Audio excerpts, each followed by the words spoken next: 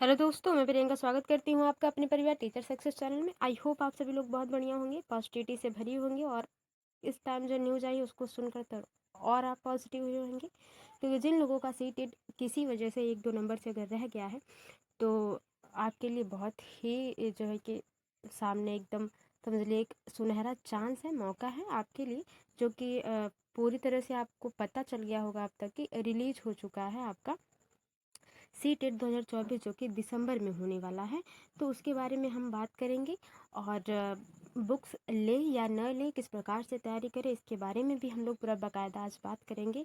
और कौन भर सकता है फॉर्म, इसके बारे में अगर आपको कन्फ्यूजन है तो उसके बारे में भी आज बात करेंगे, बातों को क्लियर करेंगे। सिलेबस चेंज है या नहीं है, उसी पैटर्न पे रखा गया है, इस बारे में भी बात करेंगे। और तैयारी किस प्रकार से की जाए जो कि बेहतर स्ट्रेटजी हो आने वाले 2 महीनों में जो आपका एग्ज़ाम होने वाला है उनके लिए। तो देखिए, हम पहले ले लेते हैं एक नया पेज जो कि खाली हो और उस पर हम चर्चा करते हैं बारी बारी से। तो बात कर ली जाए कि सी टेट का जो एग्ज़ाम दिसंबर में होने वाला है उसका फॉर्म अब से भरा जा रहा है। आप जब चाहें, जैसे चाहें, जो भी पहले फ़ीस थी उतनी ही है, जो कि अपने आप में बहुत ज़्यादा फ़ीस तो लगती है फॉर्म के हिसाब से अगर देखा जाए तो हाँ, लेकिन हमें करना ही है। तो फॉर्म अभी से फिल इन हो रहे हैं जो कि 16 अक्टूबर तक लास्ट डेट होगी, ठीक है। तो अगर आप पहले फॉर्म भरते हैं तो जो सिटी है आपकी नज़दीक मिलेगी, आपकी सिटी में मिलेगी, तो वो थोड़ा सा ध्यान रखिएगा कि आप पहले फॉर्म भर दें।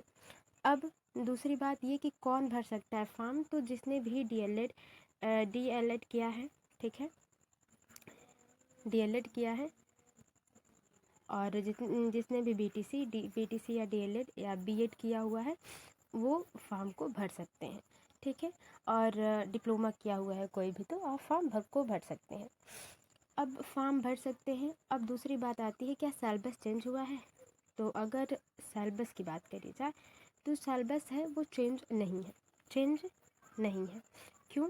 क्योंकि आप देखेंगे जो भी पहले का पैटर्न है उसी पैटर्न पर फिर से जो है सीटेट का फॉर्म भरा जाएगा। वही सब्जेक्ट है, वही 5 सब्जेक्ट है, जिसमें आपका सीडीपी आ जाएगा, ईवीएस आ जाएगा, मैथ आ जाएगा और आ जाएगा आपका लैंग्वेज, जो कि हिंदी और इंग्लिश में, या जो भी लैंग्वेज आपका जिस स्टेट से हैं आप उसके हिसाब से आप ले सकते हैं। लैंग्वेज 1, लैंग्वेज 2, जिसमें भी थोड़ी सी प्रॉब्लम होती है उसको सोच समझ के भरेंगे तो आप अच्छा कर पाएंगे। पहले उसकी डिटेल ले लीजिएगा। जैसा कि आपको अगर हिंदी लेना है, मान लीजिए अगर आपको हिंदी पेपर 1 लेना है तो आप हिंदी लीजिएगा, इंग्लिश पेपर 1 लेना है तो इंग्लिश लीजिएगा। इसमें कोई प्रॉब्लम नहीं है कि फर्स्ट सेकंड हिंदी फर्स्ट है फिर सेकंड में इंग्लिश है, तो उसी लाइन में ले। ये आपके ऊपर डिपेंड करता है आप कौन सी भाषा को अच्छे से समझ पा रहे हैं और अच्छे से आपकी तैयारी है उसमें। ये बात रही। अब दूसरी बात ये रही कि जो कोर्ट का जो भी आदेश आया हुआ है या भी आदेश जो भी आधा अधूरा है, जो बातें चल रही हैं न्यूज़ में, वो क्या होगा। तो देखिए, अगर कुछ राज्यों में, कुछ स्टेट में अगर सीटेट बैन भी हो जाता है, जैसे कुछ राज्य जैसे कि झारखंड सीटेट को नहीं मानता, तो अगर नहीं भी मानता है तो फिर भी आप बिहार शिक्षक भर्ती, ठीक है, बीपीएससी और सुपर टेट में, ठीक है, जो कि यूपी में होता है वो, और केवीएस जो कि पूरा जो है भारत में एक बड़ा टीचिंग के लिए एग्ज़ाम है, उसमें भी आप क्वालिफाइड हैं। DSSS भी हो गया, ठीक है। ये सारे फॉर्म आप भर सकते हैं, तो इसलिए सी टेट आप ज़रूर कर लीजिए अपने हिसाब से। देखिए, क्योंकि अब 1 to 5 की बात कर ली जाए, 6 to 8 की बात कर ली जाए, तो पेपर 1 पेपर 2, अगर आप 6 to 8 के लिए एलिजिबल है, यानी कि आपने बीएड किया हुआ है तो आप पेपर 2 देंगे। आपने बीटीसी या डीएलएड किया हुआ है तो आप 1 to 5 के लिए एलिजिबल है और आप पेपर फर्स्ट देंगे। तो जैसा कि अभी कुछ पहले तो ऐसा होता था कि फर्स्ट पेपर पहले, सेकंड पेपर दूसरे पाली में होता था, तो अब जो सेकंड पाली में फर्स्ट पेपर होता है और फर्स्ट पाली में, मतलब इसका उल्टा हो जाता है ना। सेकंड पाली में फर्स्ट वाला होता है और फर्स्ट पाली में सेकंड वाला पेपर होता है। तो देखिए, ये तो पेपर 1 के बारे में हम लोगों ने बात करी सब्जेक्ट में। और देखिए पेपर 2 की अगर बात कर ली जाए तो पेपर 2 की क्लासेस भी स्टार्ट होंगी। अब जितना भी प्रीवियस ईयर है और प्रैक्टिस सेट है उसे आपको दिया जाएगा। खासकर सीडीपी और ईवीएस की बात कर ली जाए तो ये पूरी तरह से कोशिश रहेगी कि चैनल पर कराया जाए। और सीडीपी के बहुत से जो है वीडियोज़ या क्लासेस कह लीजिए आप, वो अपलोड की जा चुकी हैं। अगर आपने नहीं देखी हैं तो ज़रूर देखिएगा। और एक अच्छे क्वेश्चन और पूरी तरह से कम अगर क्वेश्चन भी है तो क्या, लेकिन हम उन पर पूरा एक्सप्लेन करके चलते हैं, एक्सप्लेनेशन के साथ चलते हैं, जिससे आपकी जो भी थोड़ी बहुत कमियां रह जाती हैं, जिससे 1-2 नंबर आपका रह जाता है उसको दूर किया जा सके। 1-2 नंबर से अगर रह जाते हैं आप या 3 नंबर से, तो ये आपकी गलती नहीं है। ये प्रैक्टिस अगर आपने एक भी हफ्ते अगर आपने छोड़ दी ना प्रैक्टिस, तो वो आप वसूल लेगा एग्ज़ाम में, तो वो वसूली हो जाएगी कि आपने एक हफ्ते प्रैक्टिस छोड़ी है। इसलिए प्रैक्टिस ना छोड़िए, चाहे वो आप ऑनलाइन करते हैं या ऑफलाइन करते हैं या यूट्यूब से करते हैं या खुद से सेल्फ स्टडी करके प्रैक्टिस करते हैं, लेकिन करिए ज़रूर। एक प्रैक्टिस सेट डेली हर एक सब्जेक्ट का ज़रूर लगाइए, ठीक है। इससे आपका ये है कि जो कन्फ्यूजन है वो भी दूर होता है। और एक बात क्या रह जाती है कि जो आपका कमज़ोर है सिलेबस, उसमें आपको एक स्ट्रेंथ मिलती है कि आपको कितना और पढ़ना है। फिलहाल ये सारी बातें हुई। अब बातें हो जाती हैं बुक्स की। देखिए, अगर आप सेल्फ स्टडी करते हैं तो बुक्स इम्पॉर्टेंट है। नहीं भी सेल्फ स्टडी कर रहे हैं तब भी बुक्स इम्पॉर्टेंट है। कुछ बुक्स जो कि गिने चुनी हैं। अब इतनी सारी बुक्स अवेलेबल है तो कौन सी बुक ली जाए ना, ये बात हो जाती है। तो देखिए, अगर आप नए हैं, पहली बार मतलब सीटेट का एग्ज़ाम देने जा रहे हैं, तो आप कोई बेसिक बुक उठा सकते हैं जो भी आपके एरिया में अवेलेबल है, एनसीईआरटी के बेस में, ठीक है। एनसीईआरटी के बेस। अब पेपर 2 की अगर बात कर ली जाए तो पूरी तरह से एनसीईआरटी, जो अगर आप ले लेते हैं क्या कि आप जो है कि विज्ञान लेते हैं और मैथ से है, मैथ साइंस अगर आपका है तो बिल्कुल आप एनसीईआरटी पे जाइए और आपका बेस्ट होगा। चाहे ऐसे सामाजिक विज्ञान पेपर 2 के लिए बेहतर एकदम है, ठीक है। पेपर 1 अगर आप पुरानी टीचर पुराने जो है कि एग्ज़ाम आपने एक आध बार एग्ज़ाम दे चुका है, आपको दोबारा एग्ज़ाम देना है, 1-2 नंबर से आपका रह गया, तो आपके पास नोट तो होंगे ही। दोबारा आपको नोट बनाने की ज़रूरत नहीं है। जो नोट हैं, जो भी आपके नोट बनाए हुए हैं, जो भी आपने क्लासेस ख़रीदी हुई हैं या यूट्यूब पे देखी हैं या कहीं से भी आप पढ़ रहे हैं, उसको रिवाइज़ करिए और प्रैक्टिस करिए। आपके पास प्रीवियस ईयर की बुक्स अगर नहीं है तो प्रीवियस ईयर की बुक ज़रूर ले लीजिए। जितनी भी प्रीवियस ईयर की बुक्स हैं वो ले लीजिए, या यूट्यूब पे अवेलेबल हैं बहुत से ऐसे चैनल्स जो प्रीवियस ईयर ही कराते हैं, आप उन्हें भी देख सकते हैं। और भी बेहतर भी इसलिए होता है क्योंकि बुक में रहेगा तो आप टाइम लगा के पढ़ नहीं पाएंगे। मोबाइल हमेशा चलाते हैं तो आप 1 घंटे देख लेंगे, थोड़ा सा कन्फ्यूजन जो होगा उसको नोट कर लेंगे, तो ये एक फ़ायदा हो जाता है। वो अपने हिसाब से आप मैनेज कर लीजिएगा। तो बुक बहुत ज़्यादा ज़रूरी नहीं है अगर मैं कहूँ तो। लेकिन अगर आप पहली बार एग्ज़ाम देने जा रहे हैं तो आपको बुक्स ज़रूर ही लेनी है, ठीक है। जैसे कि आप एक पैटर्न एक बार समझ लीजिए मैथ्स के, जो कि किस प्रकार के क्वेश्चंस आते हैं वे, और एक पैडागॉगी सभी सब्जेक्ट में पूरी तरह से 15 नंबर की पूछी जाती है। तो ये बहुत इम्पॉर्टेंट हो जाता है कि अगर आपने इसकी तैयारी कर ली तो आपका 5 सब्जेक्ट में से 15 नंबर में अगर आप 10 नंबर भी कर लेते हैं तो आप 50 नंबर ऐसे ले लेंगे ना। मान लीजिए अगर आप पहली बार जा रहे हैं एग्ज़ाम देने, आपको पूरा अच्छे से समझ में नहीं आ रहा, फिर भी आप पैडागॉजी अगर पढ़ लेते हैं तो 10-10 नंबर लगाएंगे। हर एक 10 से नहीं, उससे ज़्यादा ही हो जाता है, 12-13 क्वेश्चन सही हो जाते हैं पैडागॉजी के। अगर आप अच्छे से पढ़ लेते, पूरा मन से क्वेश्चंस को समझ लेते हैं तो आप ये कर लेते हैं।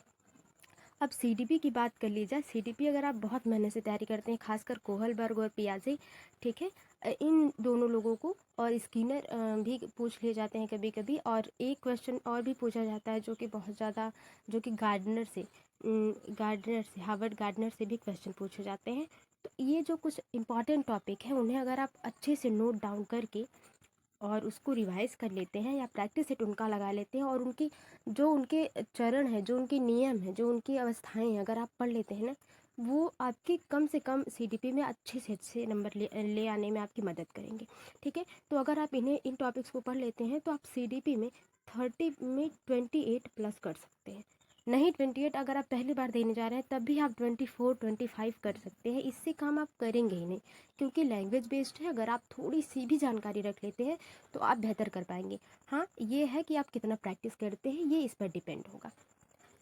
ये बात रही बुक्स की। अगर आप नए हैं तो बुक्स कुछ ले लीजिए, देख लीजिए, जो भी आपके निजी बाज़ारों में या जिस भी क्षेत्र में आप रहते हैं वहाँ पे जो भी ईवीएस की बुक मिलती है, छोटी बहुत बहुत मोटी सी, नहीं कि 2 महीने में एक ही बुक कंप्लीट करते रह जाए ना, नहीं, बस छोटी सी बुक, या बहुत से यूट्यूब पे लोगों ने सिलेबस कंप्लीट करवाए हैं उनको आप देख लीजिए, जो मैराथन क्लासेस हैं उनको आप देख लीजिए, जो जिसमें थियरी उन्होंने बताई हुई है वो आप देख लीजिए और उनका एक नोट बना लीजिए। फिर उसके बाद प्रैक्टिस करिए किसी भी चैनल से, जहाँ से भी आपको समझ में आता है वहाँ से आप प्रैक्टिस करिए, ठीक है।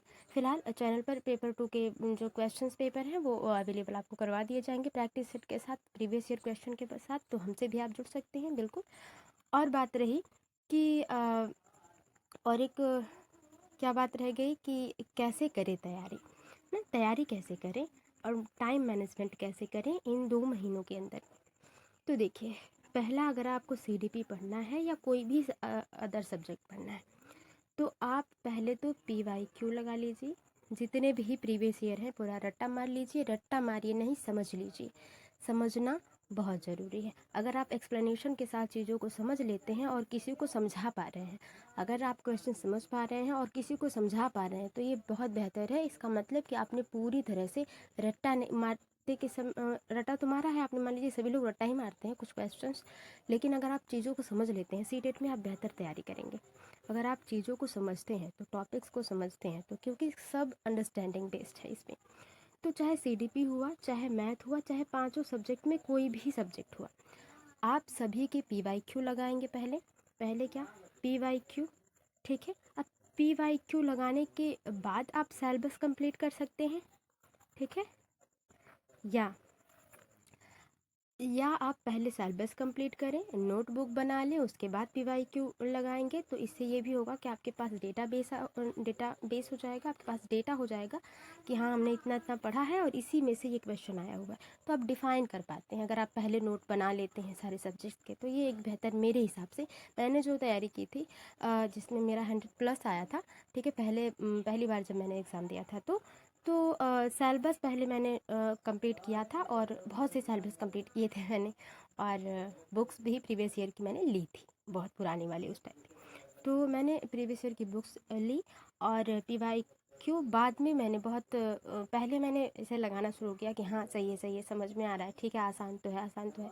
फिर जब मुझे कोहलबर्ग और पियाजे की बात आई, थोड़ा सा मुझे कन्फ्यूजन होने लगा था जब मैंने जो शुरुआत की थी एग्ज़ाम की तब, तो उसको दूर करने के लिए मैंने जो है कि पहले सिलेबस कंप्लीट किया, उसके बाद पीवाईक्यू लगाया था, तो मेरे लिए चीज़ें आसान हो गई थी। तो पीवाईक्यू इस तरह से आप लगा सकते हैं। उसके बाद तीसरे नंबर पे आ जाता है प्रैक्टिस। बस आपको प्रैक्टिस ही करनी है अंत समय तक, जब तक एग्ज़ाम नहीं हो जाता आपको सिर्फ प्रैक्टिस करनी है और अपने आप को नापना तौलना है कि आपने पहले कितना सीखा था और अब कितना सीखा है। ये जो आपने अब जो सीखा है यही एग्ज़ाम में इम्पॉर्टेंट हो जाता है। तो क्या महत्वपूर्ण है ये आप चुनिए, आपके पास बहुत ही अच्छी अपॉर्चुनिटी है। सीटेट अगर आप क्वालिफाई हैं अभी इस टाइम पे या 1-2 नंबर से रह जा रहे हैं तो आपको आगे चांस मिलेगा।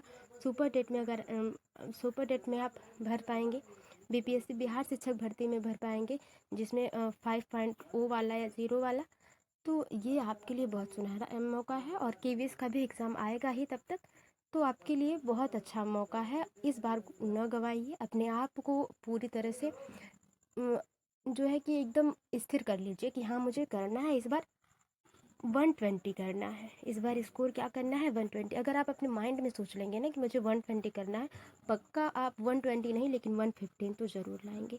इसलिए बड़ा सोचिए, मतलब ये मत कहिए कि मुझे मेरी क्राइटेरिया 90 है तो मैं सिर्फ 90 ही, बस 90 आ जाए, मेरा 91 आ जाए, बस पूरा हो जाएगा, बस क्वालिफाई तो चाहिए, नहीं। आप ये सोचिए कि मुझे 120 लाना है या मुझे 100 लाना है। आप सोचेंगे 100, मेहनत करेंगे 100 के हिसाब से, प्रैक्टिस करेंगे 100 या 120 के हिसाब से, आपका आएगा 150 या आपका आएगा 91, या पहली बार आपका आता है 80, पहली बार प्रैक्टिस करते हैं तो उसमें बढ़ोतरी तो होगी। आपको समझ में तो आएगा कि हाँ इतना मैंने पढ़ा है, इतना मैं आगे बढ़ी हूँ। तो मुझे जहाँ तक समझ में आ रहा है कि सारे टॉपिक मैंने कवर कर लिए और जो समझाना था या जो आपको मेरी तरफ से बताना था मैंने बता दिया। आई होप आपको वीडियो हेल्पफुल लगी होगी। वीडियो थोड़ी सी भी हेल्पफुल लगी हो तो वीडियो को लाइक करें, शेयर करें, कमेंट बॉक्स में बताएं कि आपको ये क्लासेस कैसी लगी। और नहीं अगर आपने क्लासेस देखी है तो ज़रूर एक बार जाके विजिट करें और बताएं कि आपको कैसा समझ में आ रहा है मेरी क्लासेस के साथ। मिलते हैं आपसे अगली वीडियो में, तब तक के लिए bye bye, take care, be positive, be motivated. धन्यवाद।